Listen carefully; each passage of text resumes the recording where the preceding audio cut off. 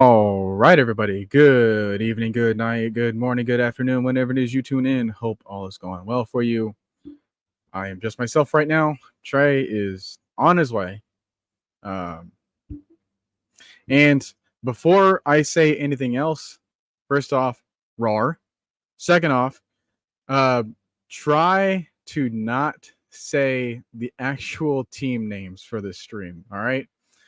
I'm gonna keep it a challenge for myself. Trey, when he joins, he's notified of this as well. So when he comes back on, he's gonna try his best not to say the actual team names. We're just gonna go with Red Stallions and Blue Eiffel Tower, or whatever other name that you want to give to our opponent. I'm gonna be very cautious as to avoid saying our actual team name, and I want you guys to try to chime in as well. The loser of this challenge, well, I haven't told Trey yet, but I have an idea. And it's going to involve something quarterback related, let's just say. So before we kick in, let's take a look at who is joining us right now. We got Ghost Peppers already on the memo. Big Ant already in the memo. The Bobby Boy Zone 3 already in the memo.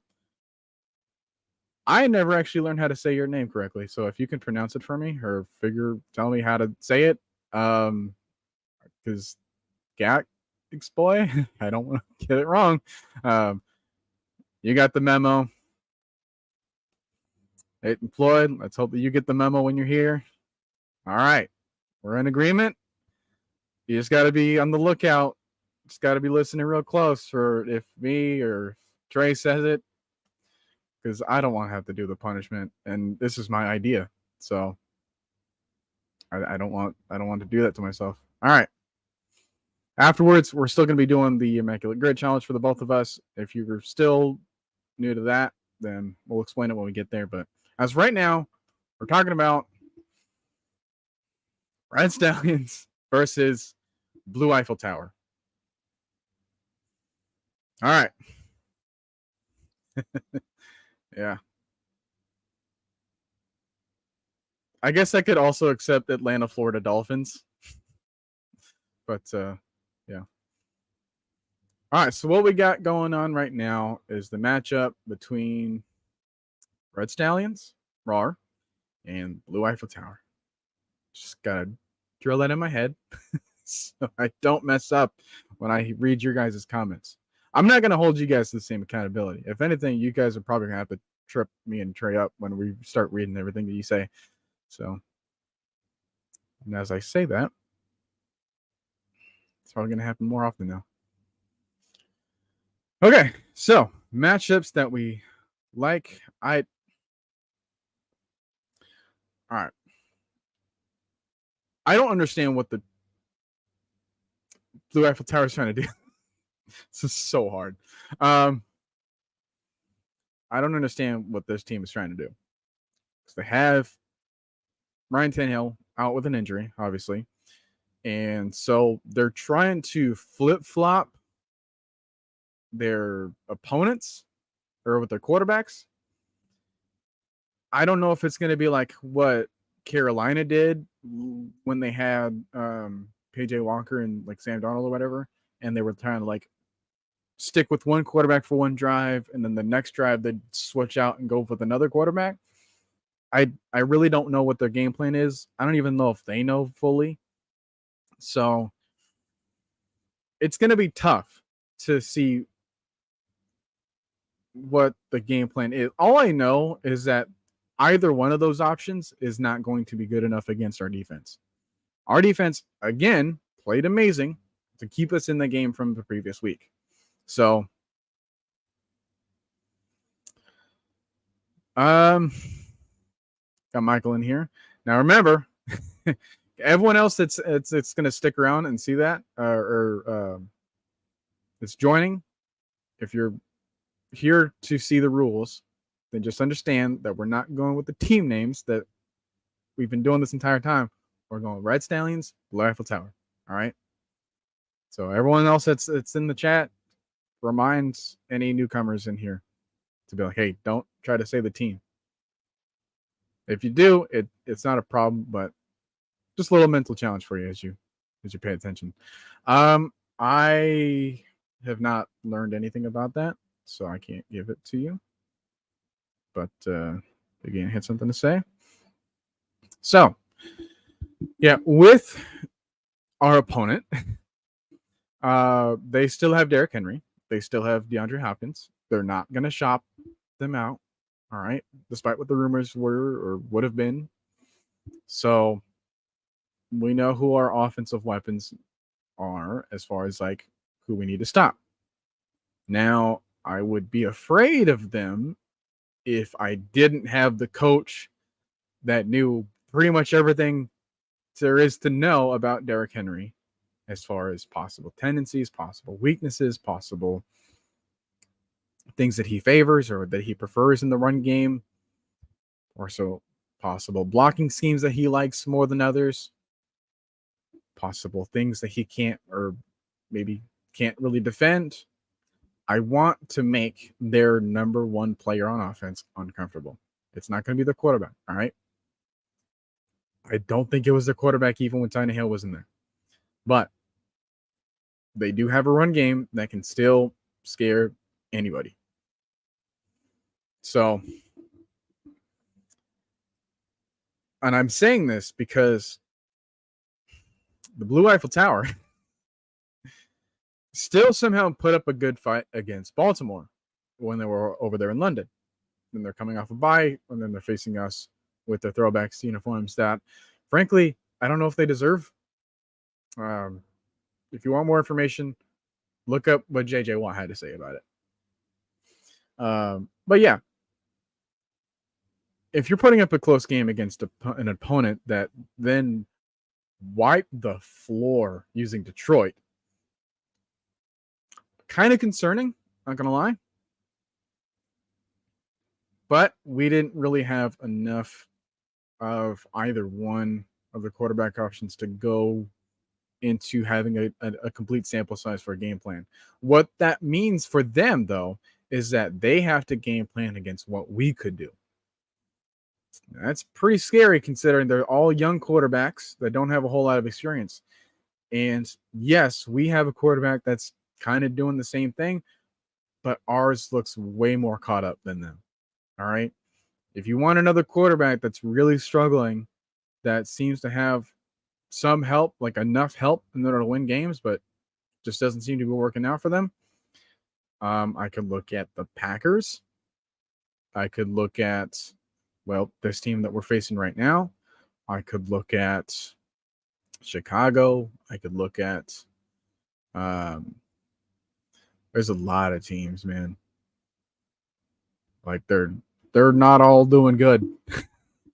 So I just saw this one post where it was like, how are the Bills 4-3 and the Falcons 4-3 when they look like completely different teams? What they got to understand is that if the Red Stallions beat the Blue Eiffel Tower, and let's say the 49ers lose to the Bengals, which is kind of very possible considering I don't know what their status is for Brock Purdy, us and the 49ers have the same record. Like at that point, we could be fighting for second place in the division or in the conference. Who'd have thought, right? And San Francisco's route to the playoffs doesn't look easier than ours. So there's that. King Richie, good to see you. Rule of thumb, try your best not to say the name of the team of either one. Because that's the challenge that me and then eventually Trey is going to have. All right. Didn't catch up on how to pronounce your name correctly. So do we contain Henry and force the young quarterbacks to have to throw the ball, or do we shrink the passing game and attempt to slow down Henry? All right. So it's also Tyjae Spears. Good point.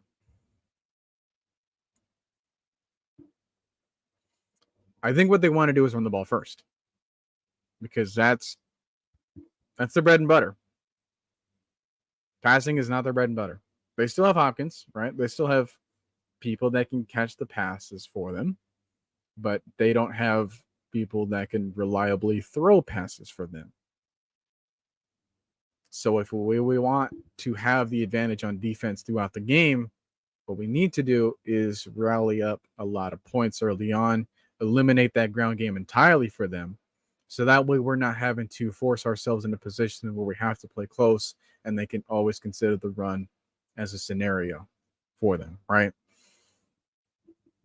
Because they want to run the ball in order to keep themselves in this game. And they have the person that's necessary to do it. There's not a whole lot of running backs that can fulfill this role of like keeping a team like this in a game, but it's them. It's definitely Derrick Henry. So I like our chances to not have to worry about this problem. Because who else they don't have, apart from Ryan Tannehill, is Kevin Byard now, which really surprised me considering how little they got for him. But hey, anytime you accidentally speed dial the Eagles and it comes to shopping players, you somehow lose players every single time you do so. I don't know how it constantly happens for them. But yeah, if they're not a team that will rely on Derrick Henry, Tajay Spears is the other person that they will try to rely on, even in the passing game too. So I want them to be stuck where the only option is for them to pass. That way, more turnover possibilities to us too, which gives us more drives to work with on offense, which gives us more points or at least a better field position so that we can pin them even deeper.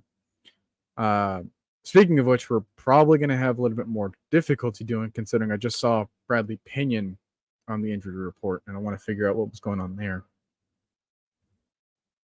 and who is his possible placement for us.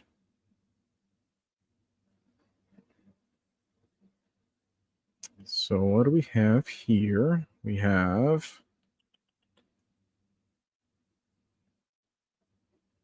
this isn't updated yet, but Tay Davis, linebacker, he's out with a concussion protocol. Bud Dupree is limited, so he had a limited practice, so he was listed as questionable. Calais and Cordero, they're past 30, so okay. Opinions listed with an illness. What kind of illness?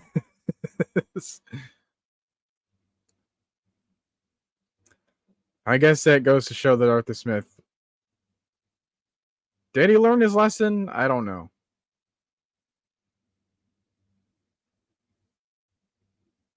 When it comes to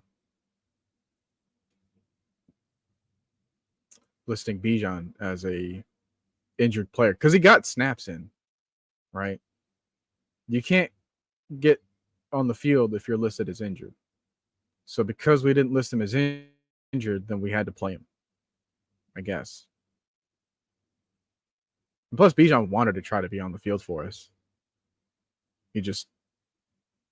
I don't know, but as someone else that's mentioned that, like, hey, Terrell Davis did the same thing, and it didn't really go well for his career after that. Like, I don't want to take that risk, man. Because at least Terrell Davis did that when he was at the prime of his career. They had like 2,000 rushing yards. They already were in the Super Bowl. So it's like it was the last game for them anyways for a while. But you can see how that really damaged his career in the long run because he had a short career as a result of that. So again, you don't want to risk it. You don't want to look at another example in an injury report and be like, hey, well, he did the same thing, so it should work that way too for us now. It just doesn't work that way. So yeah, Burks, I don't really have that much of fear about him. I suppose, again, look at who we have as our corners, man. Like, They should be fearing us, man.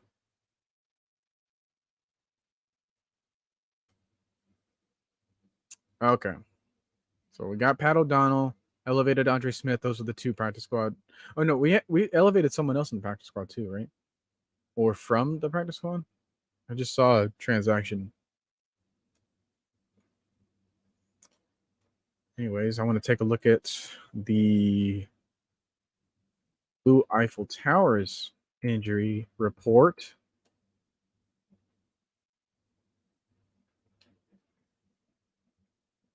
All right. Whew. All right. Most of these guys had a full practice recently. So they still got Danico Autry. I guess he just rested. Aaron Brewer, their center, has a neck injury, but he practiced all right. Traylon Burks had a full practice with a knee. Luke Gifford, the linebacker, was dealing with a hamstring. Derrick Henry, DeAndre Hopkins are just resting. Elijah Molden, their other defensive back, he's got a hamstring, but he still had a full practice.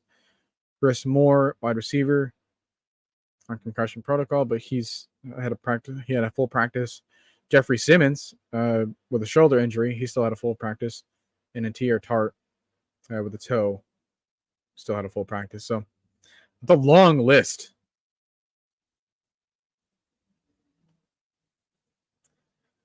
I mean, they still have Hopkins.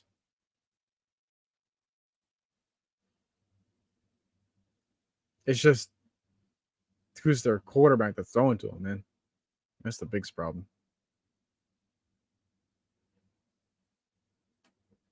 Okay, so we signed him to the practice squad and then elevated him on the 53-man roster. The same. Okay.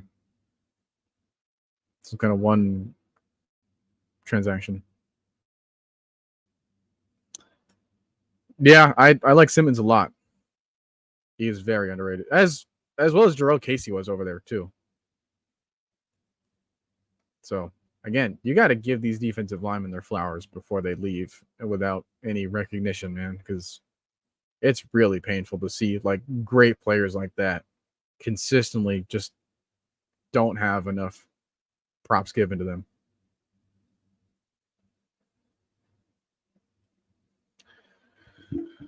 All right. So let's move on to something else that we like as far as our matchups. Again, we can talk about their quarterback situation all day, but I don't really want to do that. So let's take a look at our offense would look like. So for the Red Stallions, we should be having Bijan back, which is always a good thing. But even without him, like Tyler Algier had 112 purpose yards, like 50 on the ground, 50 something on the in the air. Yeah, and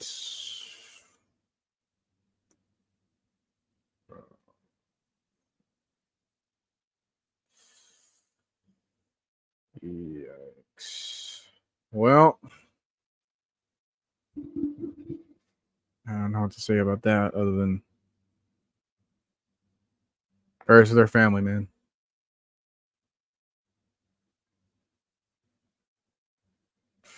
That's tough.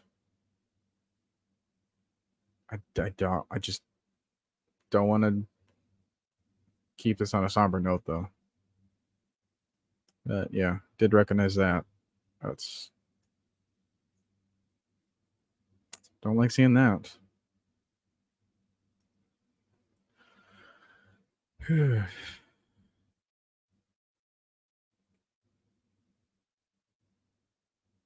So yeah, for those of you that don't know, Matthew Perry, he was Chandler on Friends. Did he play with someone else in another show too, or in like a movie? I'm about as caught up as Friends actors as Arthur Smith is with climate change. I'm just kidding. Um,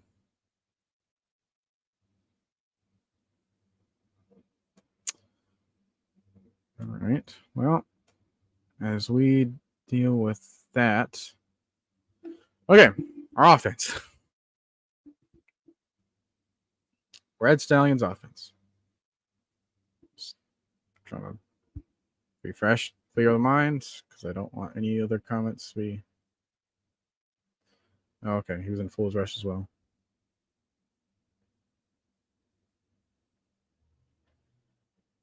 All right, well, got to keep the conversation moving because I'm still waiting for Trey. He said he'd be here by a certain amount of time. That certain amount of time has definitely passed at this point.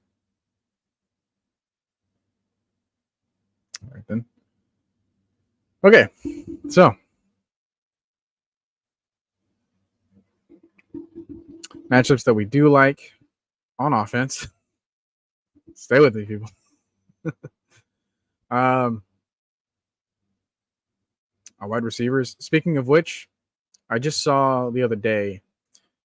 It was Chris Long's podcast. I don't remember the name of it, so I'm sorry about that. But he did have Drake London on there recently, and they got to talking about a couple of different things.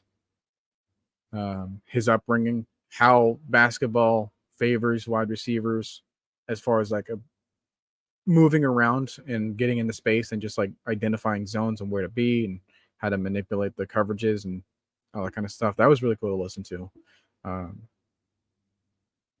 As far as they also talked about playing in London, given his name.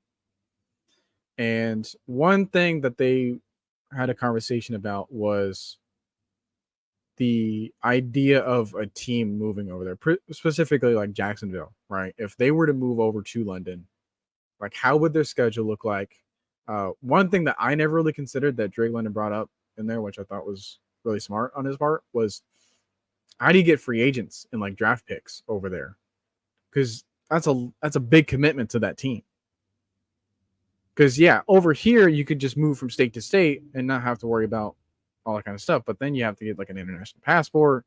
Like everyone's got to do that. And if you just want to try for a workout for that team, you still got to get flown over there by the team. And then if you don't succeed in the workout, they got to fly you back out to the States. Like that's a lot of stuff that, I mean, they've thought about it for years. But yeah, I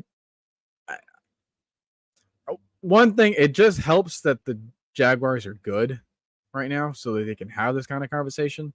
If they weren't good, then it would kind of feel like it was a bad PR move on their part and be like, yeah, this team is so bad that the country just straight up rejected them. That's what it might feel like. Yeah, you can just straight up say that. I have no problems with that. I don't want to seem as though like there's nobody on that defense. But at the same time, they're 2-4 for a reason, man. Like I can't be too scared of this team. They do have solid pieces to their defense, but like how much of that was a credit to like what Bayer was able to do for them in coverage. I don't even think they really got a player out of it too. So it's like you're not even replacing this dude on the field right now. You're just hoping that you could eventually. Not a great move by them. So I don't know. I don't have a whole lot to say about this team other than the fact that I don't want to say their name. So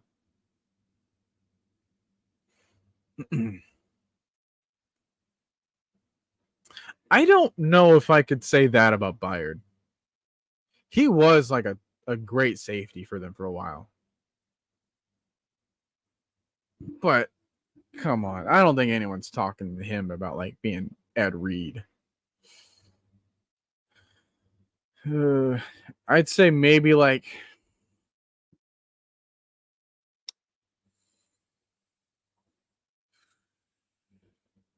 man, I don't even know. If I say another team, then I might give him too much credit or not enough. Yeah, like he was a good piece in their secondary, you know? So to just let that go, especially to the Eagles again. Come on, man. I again, I guess that kind of subjective. But you take Ed Reed off of the Ravens, and they still have a good defense. They just have a good front seven to match up against whatever their secondary was. Now, their margin of error isn't as big,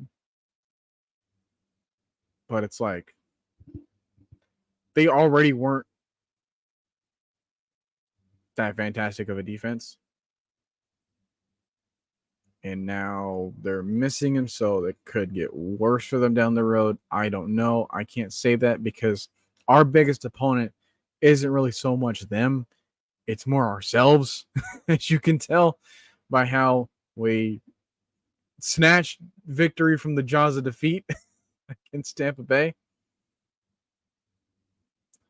So,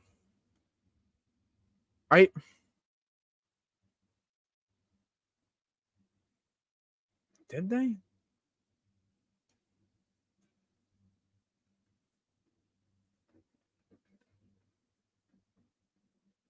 I guess they did.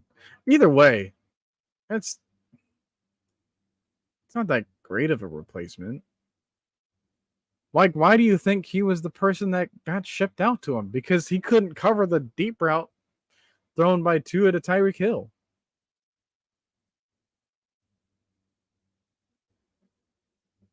So again, like you're it's like the Aints signing Daniel Sorensen. It's like, all right, fine. You think you can replace like Tyrann Mathieu in a pinch if you could with him? No.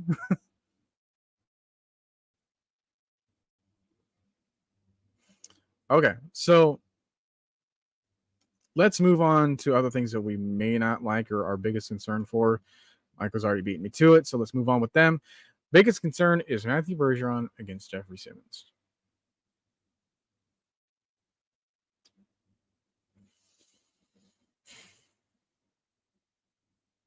Yeah, I'm just trying to think about the ways in which we could game plan on behalf of him without sacrificing the ability to cover on the edge. Because we can try to pinch on the inside. Like, you see how other teams will defend against Aaron Donald? They will kind of like pinch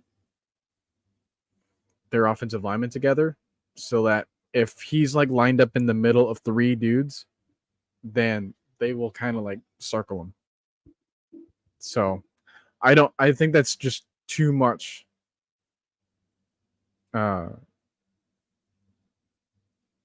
defending against one person. But I guess we're better be safe than sorry.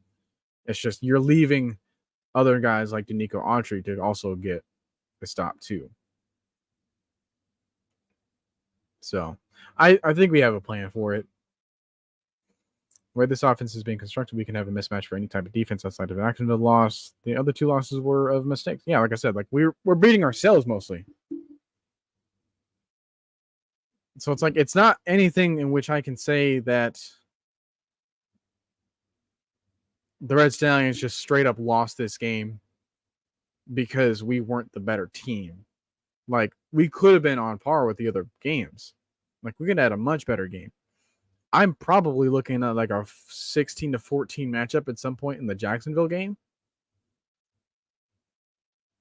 If we had that completion for Drake London in the back of the end zone, which was just like he just didn't get the other foot in bounds. And I would like to try to take away the only pick six. But I can't do it, so that's why it's not a scenario I want to play around with for too long.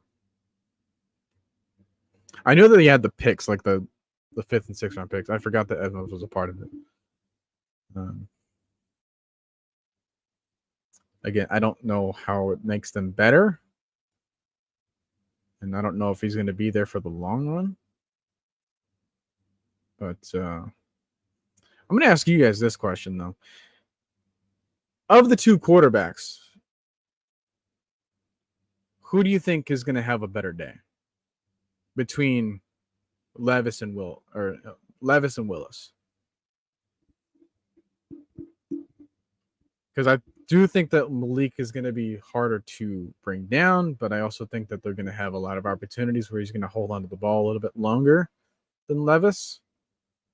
So he might give us more opportunities to try to bring him down if we don't do it at the beginning.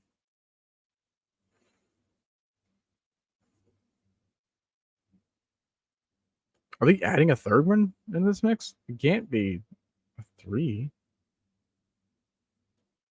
Well, I'm not trying to include him. I'm trying to include our opponent. So I'm talking about the Blue Eiffel Towers here.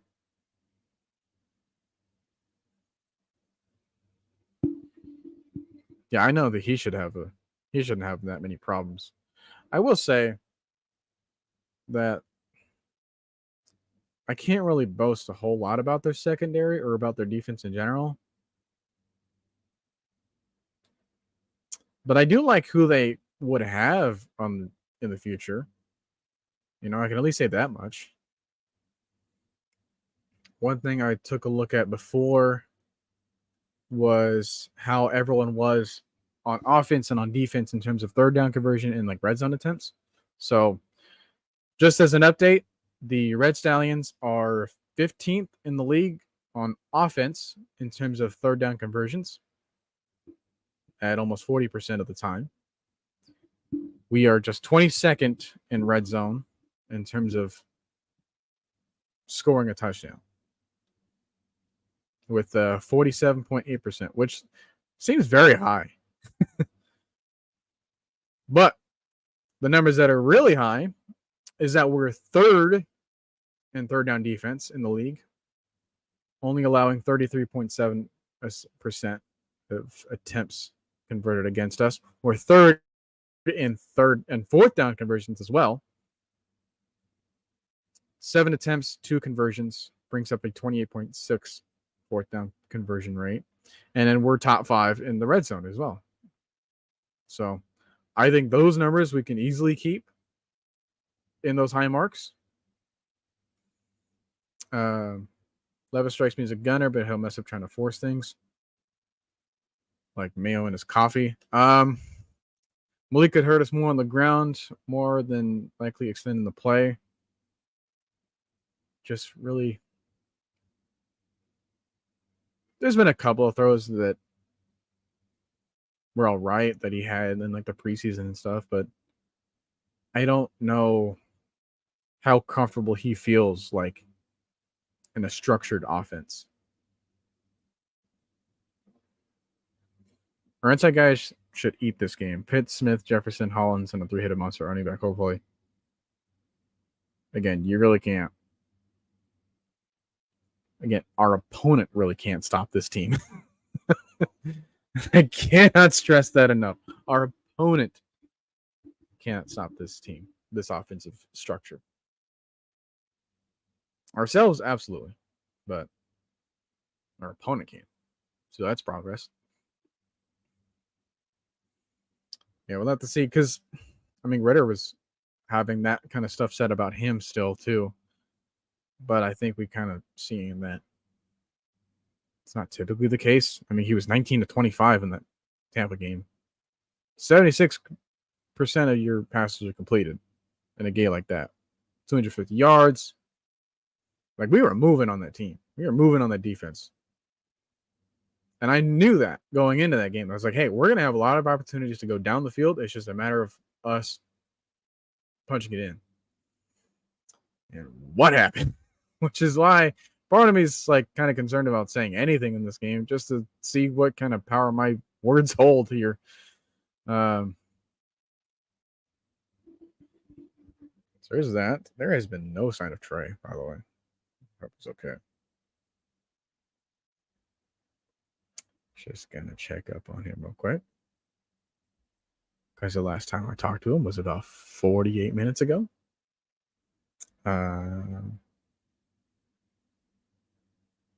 Just gonna send him a message. You okay? And we'll see what we go from there. If not, then I'm gonna do the Immaculate Grid on my own. And I'm gonna easily go about this entire stream not saying the actual team name. And I respect the fact that everyone else has been doing the same thing. So appreciate that.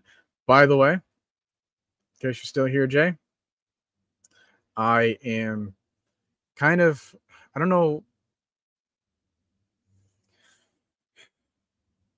I'm in Whole Cake Island now. And we just had the conversation with Luffy and Big Mom when he was in the prison book. That doesn't make sense to anybody else. I had all the context in the world, and it didn't roll at me make all that sense to me either. So you're not too far behind. He averaged first down per throw. Again, that's like 10 yards per attempt. Okay. Trey is logging in now. It took way longer than what he told me. Anyways, our edges cannot lose contain on Malik. Here's the thing. When it comes to that, I want Calais Campbell playing inside. I want Ebiketie. I want Malone. Because we may not see a whole lot of Bud Dupree. I want to see those guys, especially containing that edge, being that kind of quasi spy container, like flanking out on behalf of the running back that would be running a route there, or just kind of looking for like a screen pass that they would try to do. Like, I need guys with good quickness and good vision out there. Calais, I love you. You're not doing that, right? Like, I think you can understand that you're not capable of doing that on a consistent day. But that being said, I don't imagine that we'd be on the field a whole lot as a defensive unit. So maybe I can give them a few chances. But then again, that'll be the play in which they break off a run like that, or we blow a coverage or something, then we just can't recover from. Don't like it when that happens. But no team's perfect.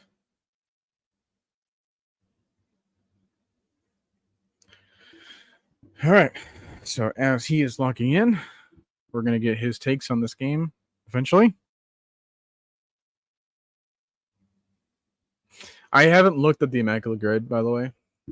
I haven't looked at it all week. And I assume that Trey has done the same thing.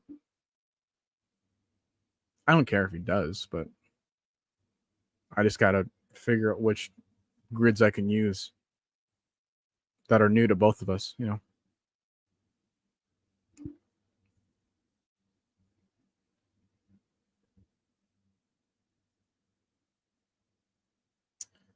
I will say this, though. I had this question, and I don't know how often I've been able to use it, but since we got time,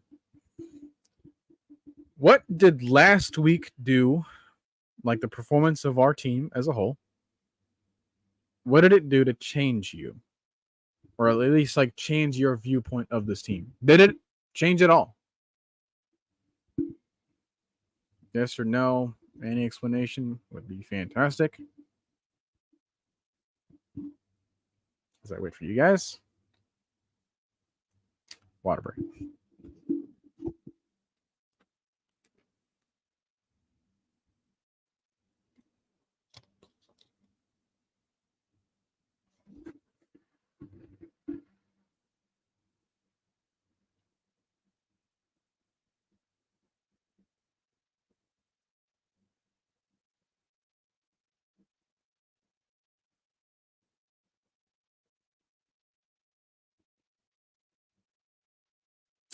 Just sending Trey another message.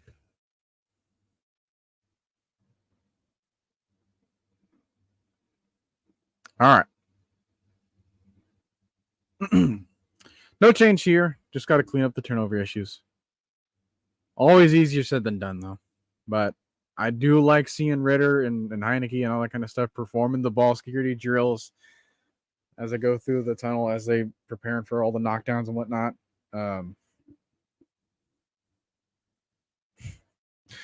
Unfortunately, I haven't seen Cartier Walker at all. So, yeah.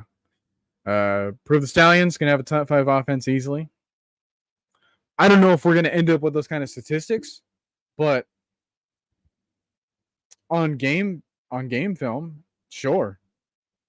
I think that we've put enough evidence out there that suggests that we can always be a threat with anybody on the field. So I like being able to say that than like pointing at a number and being this way, because you can always kind of like, I wouldn't say cheat your way, but there's so many different ways to go about having a top 5 offense. We're choosing we're choosing the path of most resistance here. But I like where we are as a team. And I like I said, I'm going to say it again. I've said it before. I like the youth of this team. I like the fact that there's a lot of young pieces that can grow together. And we're not spending a whole lot of money on them either. So can't be complaining too much about that. Tabro saying, I think Ritter's almost there to have a breakout game. I think he just had one against the other AFC opponent in the Texans. So maybe you can have another breakout game against the team that the Texans sprawled out from. That's right. Is that the right wording? Because, again, I mentioned this before, but if you're going to have the Blue Eiffel Tower as throwback uniforms, you should probably clear up all the history that happened that led you for the Blue Eiffel Tower to become the Blue Eiffel Tower for us this week instead of, like the Texans or something. I mentioned what JJ Watt said about it earlier, and what he proposed is that, hey, Texans are facing Blue Eiffel Tower at the last game of the season. I think whoever wins that game deserves those throwback jerseys. Because he loved those jerseys, and he got drafted by the Texans. And it just so happened to be that he never got to wear them. Which sucks, but you also had a couple years over there in Arizona. So if you really wanted to wear them, you could have went to the division rival. But I'm not JJ, and I don't want to upset that man. So, all right.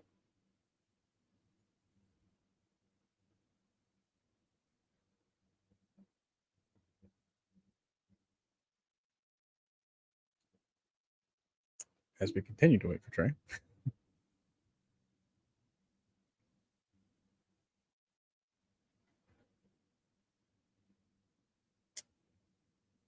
He's typing.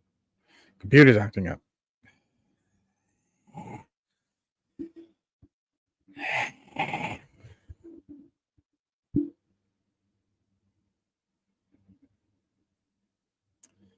All right.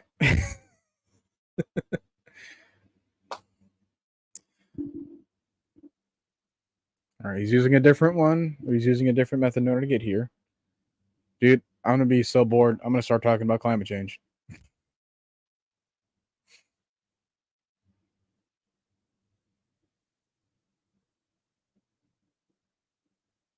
Because I want to get into the rest of the conversation, and I want to get into our game. But I need the other person to be here.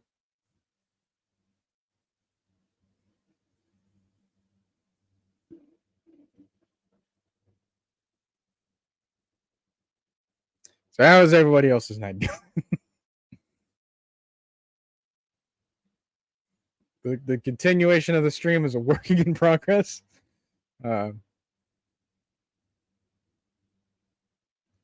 Only have so many ideas and so many things that I want to say because I want Trey to be involved and have his own takes and stuff.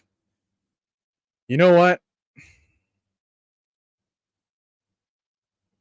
I don't know. I probably have like closer to what Post Malone has as a mustache. You've seen him have one. But what he does is that he gets more of like this middle area filled up a little bit better. And plus is, being like 40 years old or whatever, he's going to have like thicker hair to use. Mine just gets long and just curls up into my lip. So when it gets like as bad as it is right now that you see, then I consider shaving it, but I don't want to do that. So it's not there yet. But I appreciate the thought.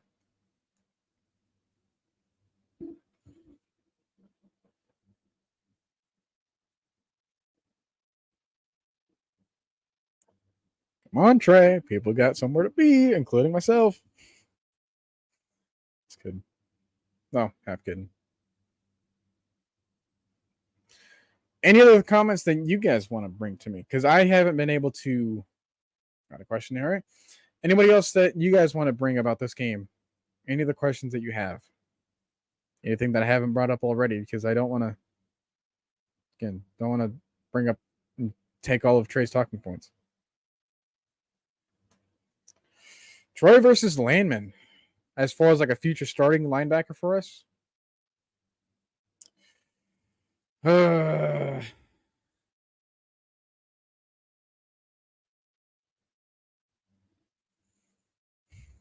think you stick with the hot hand here. As far as a linebacker goes, I love what Troy could become, but I understand that he still has his experience to learn, whereas Landman seems like he's more set. Now, everyone else did kind of like their AFN Player of the Week. Nate Landman is mine, in case you were wondering. I'm glad Delilah HD, she agrees with me. Again, I don't want to talk bad about Troy, but it's just Landman has more experience on him. Why not Troy and Landman with Ellis moved outside? I do like that. I just don't know how often we play like 3 linebackers on the field. Or technically linebackers, off-ball linebackers, same kind of thing.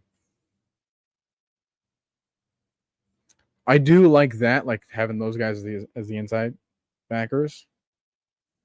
And then Ellis kind of free roaming. But Ellis is also smart enough to do a bunch of other things for us too. So you can have like a lot of disguise blitzes opportunities, which I think we're going to see. So, yeah, I get what you're saying about that. Like, he does seem to be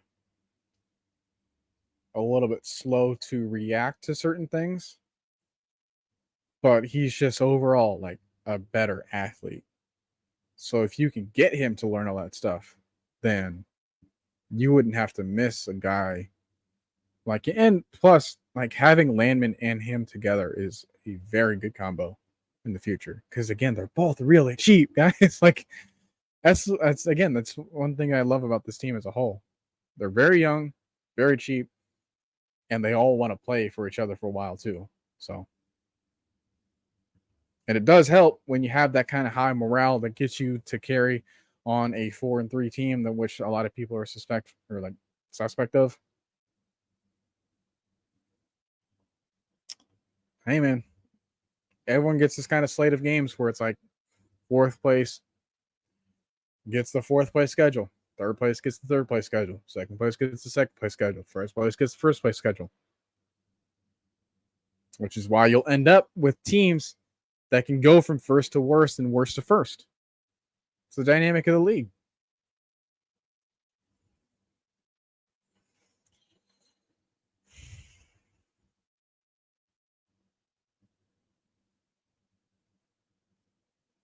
How is your phone and your computer being?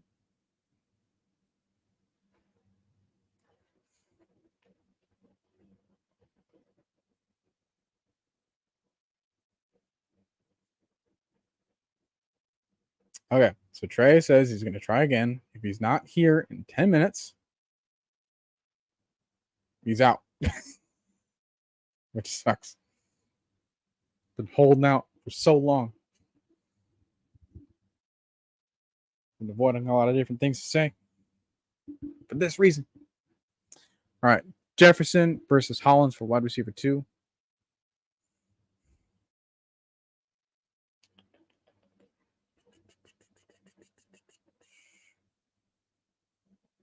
I still like Hollins right now.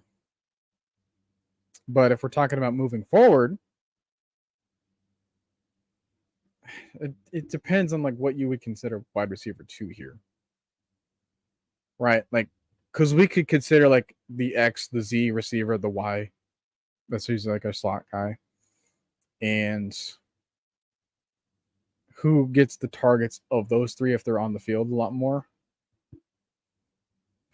All right. So Trey is typing, at least.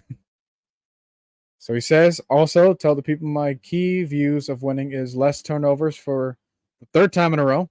Defense gets some more turnovers and score in the red zone. Still typing.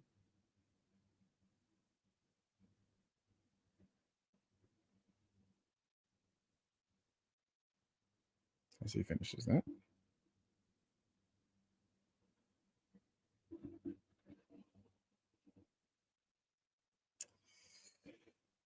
All right. I think that's going to do it. We're going to finish up whatever Trey wants to say. And then I'm going to move into the Immaculate Grid. So if you haven't been here for the last time we did it, and I will explain it to you once I pull up the screen.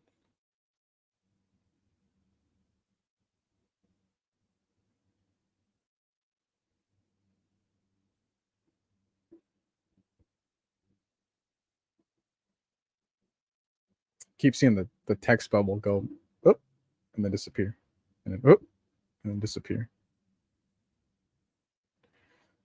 Time to resign Alfred and Okuda. Has it been that long for Alfred, too? I guess we kind of signed him to a short deal, so that would probably be the case. You can see the Stallions having a big day defensively. Yeah, absolutely. I would be surprised if they scored more than 10 points. I don't even know how they... Like, I don't care how they would do it. Speaking of which, he just gave me a score prediction. Score prediction, I think we break Vrabel after a bye week record and win 38-10 in a blowout. Bez breaks out, no turnovers, and has the best game along with Bijan. So that's what Trey had to say.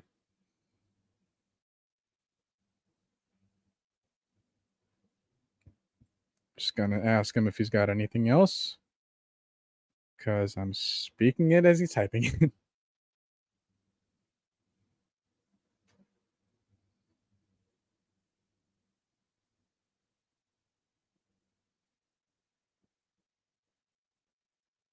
I said slacking. Dang it.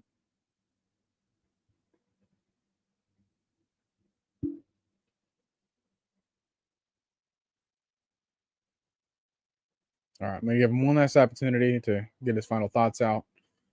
And then we're going to move on to the Immaculate Grid. Like I said, this is my first time seeing it. So if you guys want to be a part of this,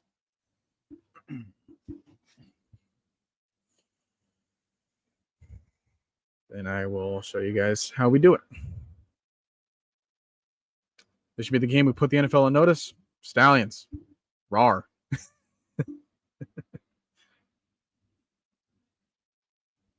All right, so as he's doing that, I'm going to pull up the screen to share so we can all get some extra trivia in. Tell him I'm sorry for the technical difficulties, young gun. We'll be back next weekend. Rise up or Rawr. All right.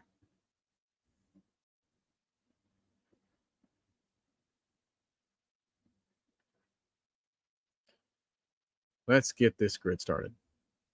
Let me know if you guys can actually see the screen more, because I was trying to look back, and maybe it was just like my foggy vision at the time with my YouTube, but I couldn't really see the screen all that well. I don't know how to really expand it unless I zoom in. But would you guys want me to do that instead? Because I didn't really get a good look at the screen when I was looking at it. So I want to give you guys a fair shot at seeing everything that I'm putting down. Then again, it's not a whole lot that's like shown. So Tell him to close out the hub and the computer will work.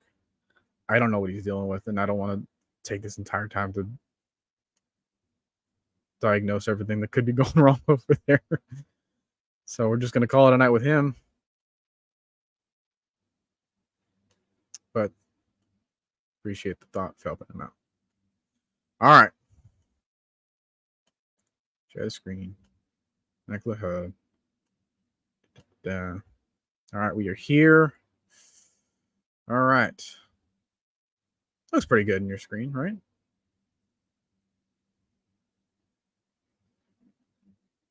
Is everyone good? Everyone can see the. Everyone can see it good. Let's do that because you don't need to see my face anymore. Because we're more paying attention to this grid here. All right. So who wants me to explain this again? Because I don't mind doing it. Probably just do it on behalf of everyone else that might show up later. So we got 9 squares to fill out, but we only have 9 guesses. So each guess will be an attempt at filling out these tiles. Now, the challenge here is that you want to fill out all the tiles and not run out of guesses before you do. So what these tiles represent is that we have the Packers tile, which goes all the way down here. We have the Patriots tile that goes all the way down here. We have the Hall of Fame tile that goes all the way down here. And these intermingle with these ones that go sideways. So Cowboys tile goes all the way down here, Broncos tile, and then Falcons tile, which is today's. All right. So what this means in here is that this square has to be filled up with someone that played for both the Packers and the Cowboys. This square has to be someone that played for the Patriots and the Cowboys. This one has to be a Hall of Famer for the Cowboys. If you can apply those rules across the rest of the board, then you'll have that set. So we got it? Good? Makes sense? The one thing to keep in mind, though, is that you might have easy answers for certain squares, which is great.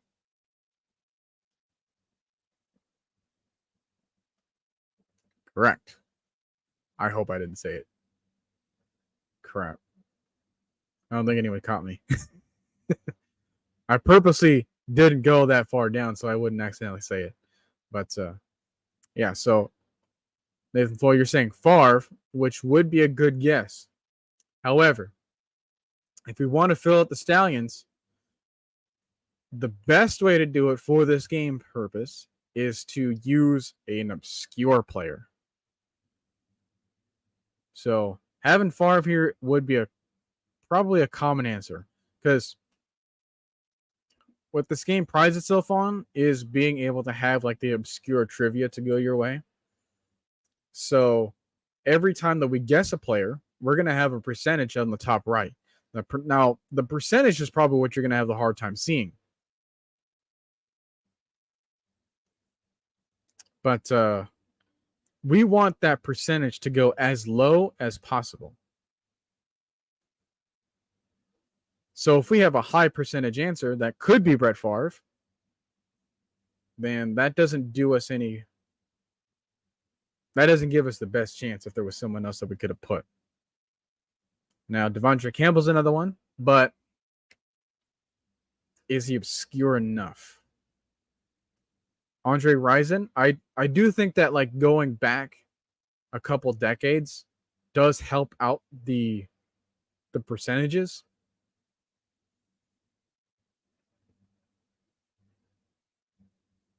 So would you guys want me to go with Andre Rison as a guess just so you can see what the percentage would be? Because I haven't tried that out. I haven't, as you can tell, I haven't filled this out, so I haven't done that. AJ Hawk. Did AJ Hawk really play for us? That's the other thing, too. Sometimes you will have a guess of a player that may have signed with the team, but didn't actually produce a stat. Like they weren't on the field. They didn't start. They didn't play a game. And And that situations may happen from time to time, especially if we want to go with the route of obscurity. So I'll give you an example. I had an opportunity where I was able to fill in a slot for both teams, and I chose a player, and that player did not work for me because yes, he was signed to that other team, but he's listed on IR, so he never actually played it down. So this answer didn't work for me, which really sucked. But we're trying to see if they like either was on the field for them, produced a stat or whatever. I don't know what they go off of, but it doesn't really go off of transactions, which kind of sucks here. But so we could go that entire route just to fill out that entire square for the Stallions. I will try Andre Rison here.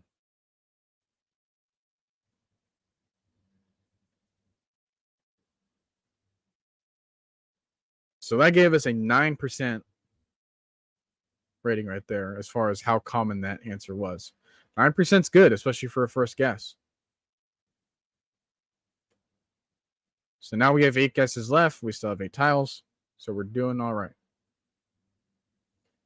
Would Sanu be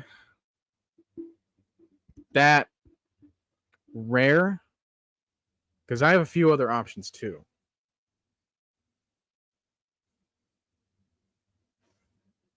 See if there's anyone else in which you can see. By the way, if you had the name that I didn't say, and you wanted to figure out, you can where you can find this is just you can probably just type in Immaculate Grid, or you can just go to Pro Football Focus or Pro Football Reference, excuse me, and then they will have it. They will have the game where it can just take you to the screen right away, and then you can guess on your own profile or whatever. Because as you can tell, if I go to previous grids, it'll recognize that I've played it before, even though I technically haven't really signed up or signed into this account. My laptop will remember that, hey, I've been here before and I've done certain things on here. So must be the cookies I accept or something. I don't know. So do we want to go with Sanu? What's everyone else thinking about this?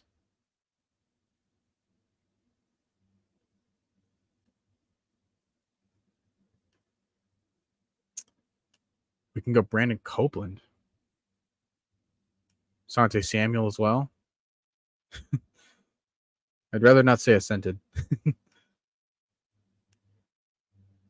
One less S and you're there. Yeah, Brandon Copeland might be a great answer for Stallions and Patriots. I'm gonna have to make a grid. I'm gonna have to find a grid that has the blue Eiffel Tower as well.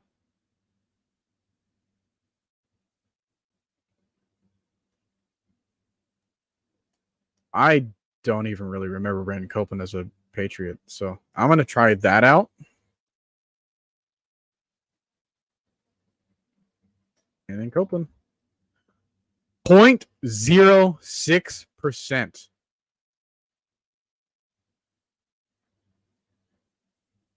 Wow,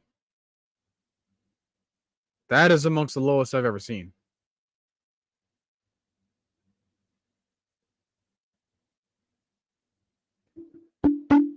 I want to give a round of applause because that is really hard to do.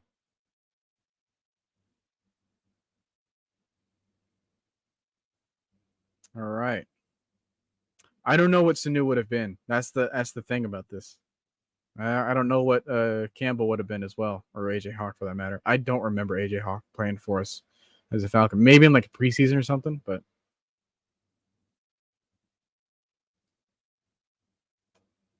was Vinatieri on the Broncos?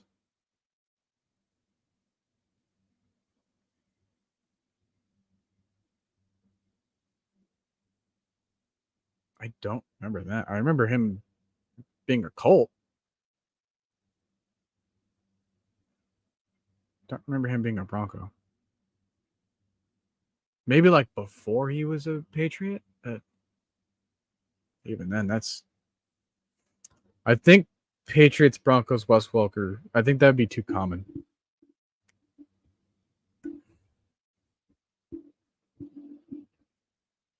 Who are we thinking for Stallions Hall of Famer? Let's get some options out there for that.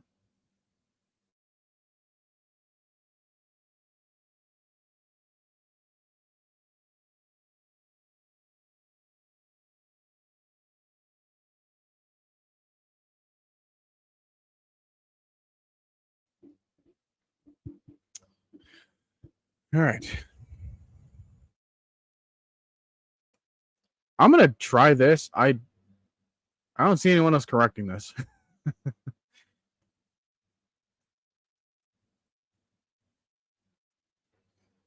Maybe 6 to 2019. Goodness gracious.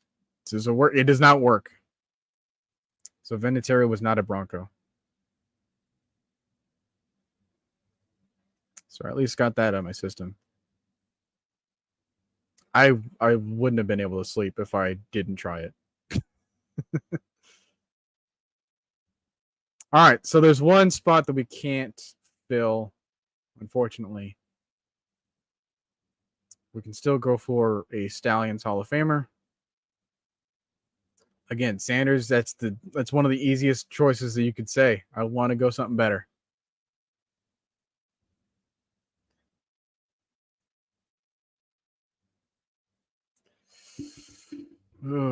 I just gotta separate those that we would have put in the Ring of Honor versus those that would have been inducted on a league-wide basis.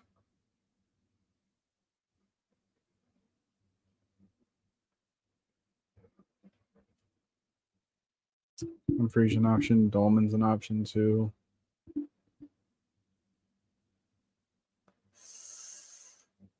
Let's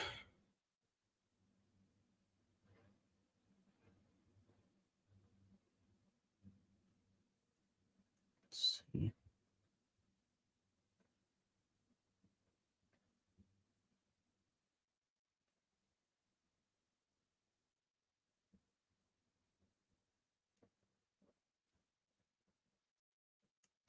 Do you want to go for Claude Humphrey or Chris Dolman?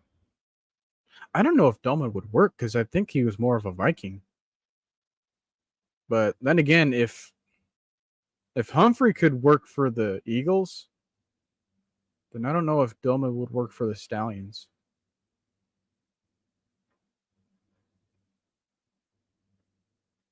I'm gonna try it. Orton's another great choice too. Dolman, does he work? 0.6. It's not 0.06, but 0.6. Fantastic guess there. I think Morton would have been slightly higher, especially with his fame for the field goal that he did make.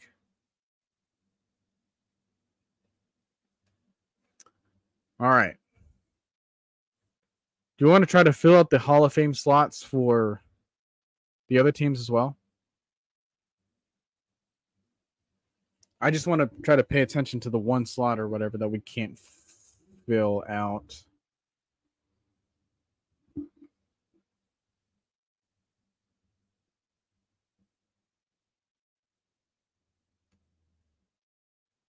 Linebacker from Texas, we drafted early Falcon years. You're referring to Nobis?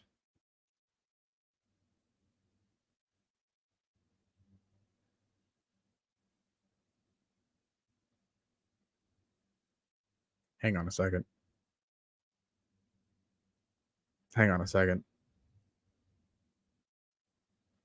Crap.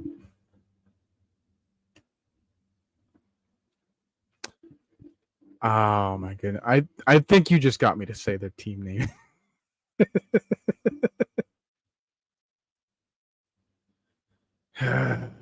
That was your get. That was your statement. I can't use that as an excuse, but okay. I'm gonna send this to Trey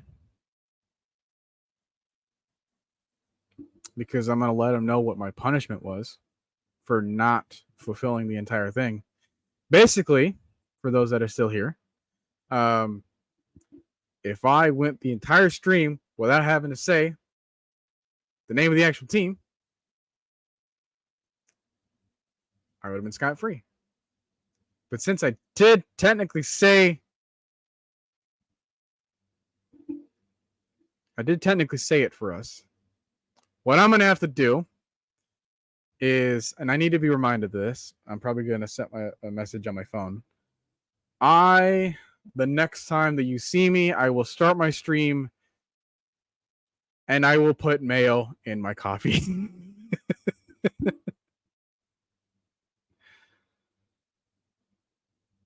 As a tribute to Will Levis.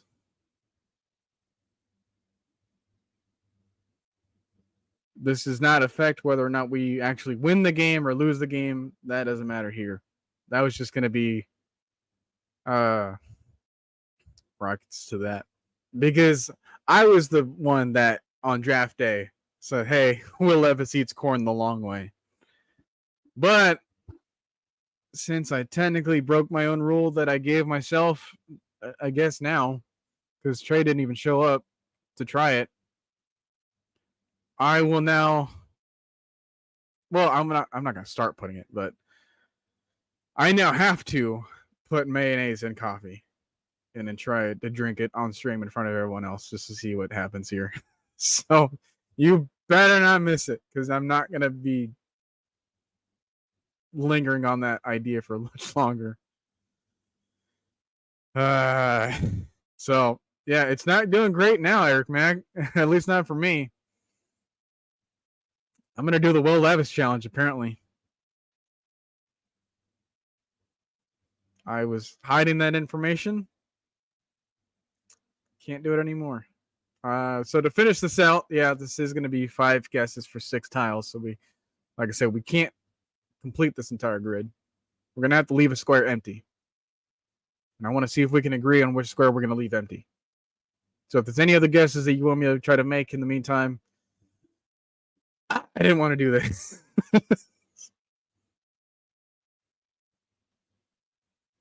All right. This next couple of days are going to be dreadful for this reason. All right. The show must go on.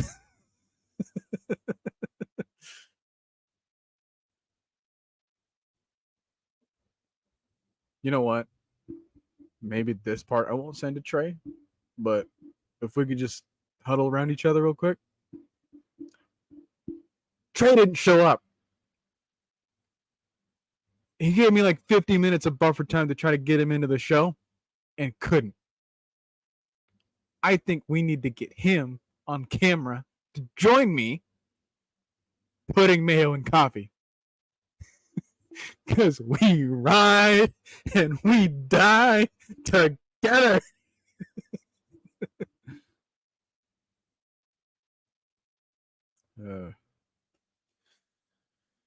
Amendola, did he play for the Patriots and Cowboys? I don't know. I know that he was there for the Rams. He got bounced around to a couple of other teams late in his career.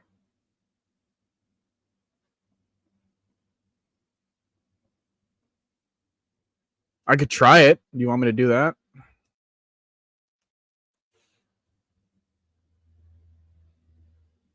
Right there. 2009, 2021? Maybe he snuck on a team like that.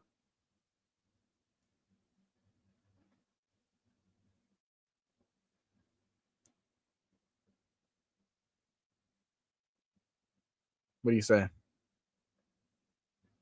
I'll try it.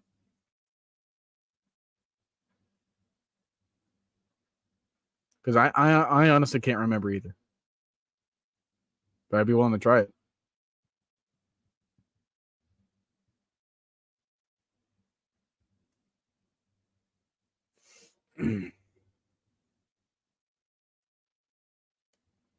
do it. He was not a Cowboy. All right. Well, we cleared that up. Now we have 4 guesses. All right. Let's get something on the board. Terry Glenn. No, he was a Ram. Amendola was drafted by the Rams. Terry Glenn. We'll try him. I remember 4%. All right. Pretty good. I remember Terry Glenn's dealings with Bill Parcells and how Parcells didn't really like him. So he kept calling him she. It's like, oh, hey, how did Terry Glenn do in practice? Oh, yeah, she did pretty well or whatever, or she didn't do all that well. That stuff would not hold up at all today. Let's just get that out of the way. But, yeah, it goes to show that not every coach will like every player that's on their team. Jared Glanville and Brett Favre are an example of that. Yeah, Terry Glenn was another one that kind of got passed around too. All right. We can at the very least get these Hall of Famers out. We have a lot to choose from these 2 teams. So which name do we want to give?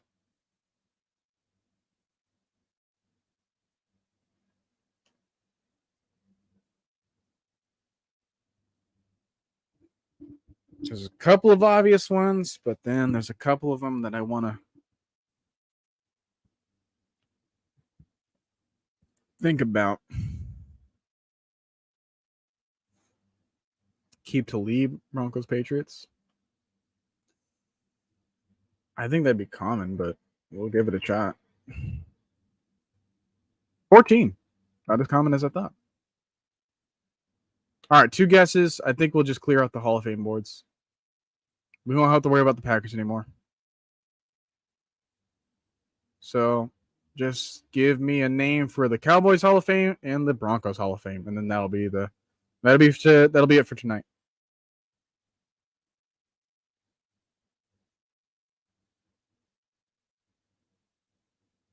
Oh, did he? That's how you remember. Pat Bowlen. Wasn't he the owner?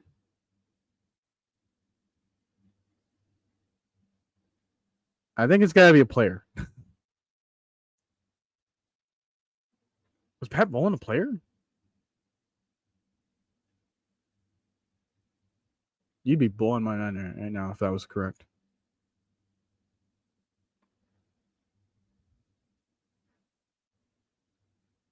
I feel like I would have known that Pat Bowlen was a former player, let alone for the Broncos too. Let alone a Hall of Famer at that.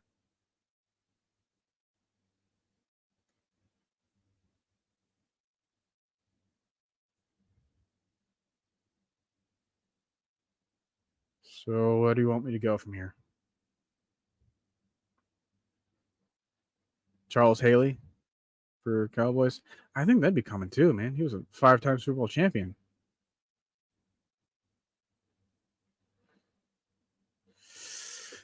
Let's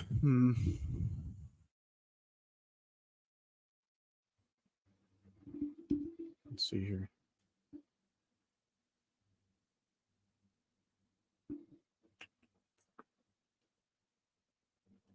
I'll do it. Charles Haley. There. 2%? What?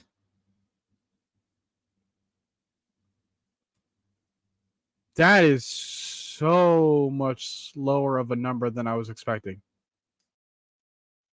How did 2% of people guess Charles Haley for this? He's like one of the most obvious answers for me. Maybe that's why.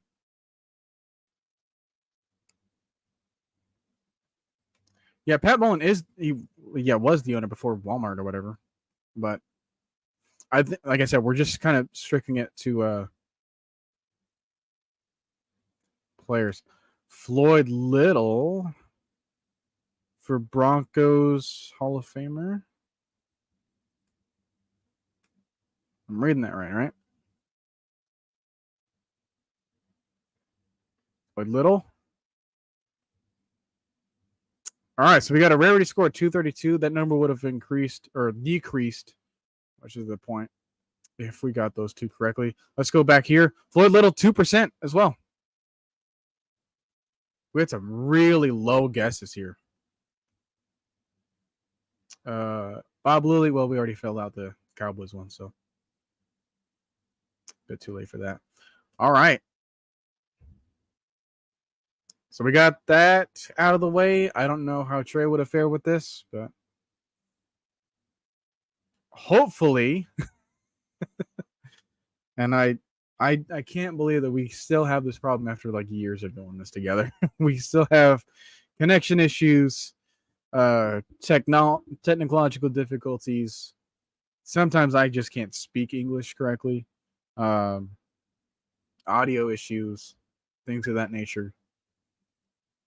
We're still sticking around. We're still kicking. We still have an audience. So I appreciate every single one of you for joining me. We normally say us, but we're at it again. So, all right, that's going to be it. I'm going to just go ahead and go back there. Go back here.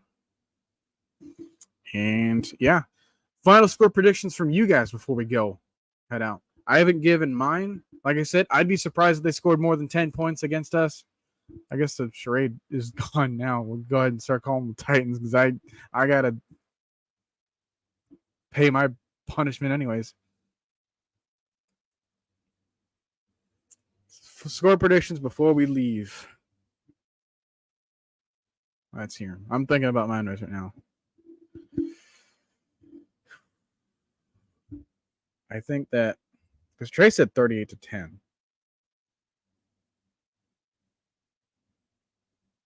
I don't know if I want to go that high for. Yeah, I'm not saying that we can't. Just saying, do we run up the score like that? I think we would have to, like I said, in order to maintain that strategy of like not letting them run the ball in order to kind of get in the game that way. I think, like I said, I do think we'd have a lot of opportunities to create turnovers for us, so long as we don't like try to match them in the turnover differential. I'd say we could. I think we could. Our first one here, 24-10. I think that's a bit fair for us scoring wise. I think 38 out of the gate is like a bit too rich for my blood. But I would love to see it. Jazz going 20-13 Stallions. Again, I'd be surprised if they scored 13 like that. I said this before with the Texans game. I said 20 points wins it for them or against them. I would say the bare minimum amount of points that we would need to score for this game is like 13. I don't want us to score 13 points. I want us to score more than that, but I think the bare minimum is 13 points. So we got 27-6 going Stallions there. At least you guys are still keeping it. Because you guys don't have to do it.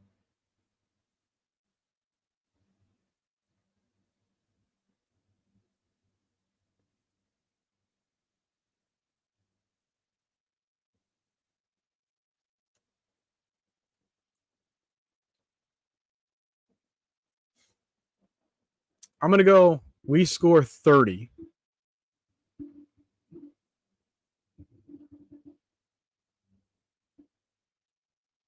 They score 9. That'll be my score. I'm going to go Falcons, Stallions 30. All right, that one I just generally said it. But then again, I already kind of gave up, so it doesn't matter. Stallions 30. Blue Eiffel Tower 9. That'll be my score prediction. I want it to come true. It was really close last time that I was like actively trying. I was trying to go for scoregami last week, and it almost would have worked out in that favor. But couldn't get the job done with that. But all right, that's going to do it. So appreciate you guys tuning in. Have a great rest of your night. I don't want to have mayo on my coffee, but that's how this stream shaped out for me, at least. And see you guys next time.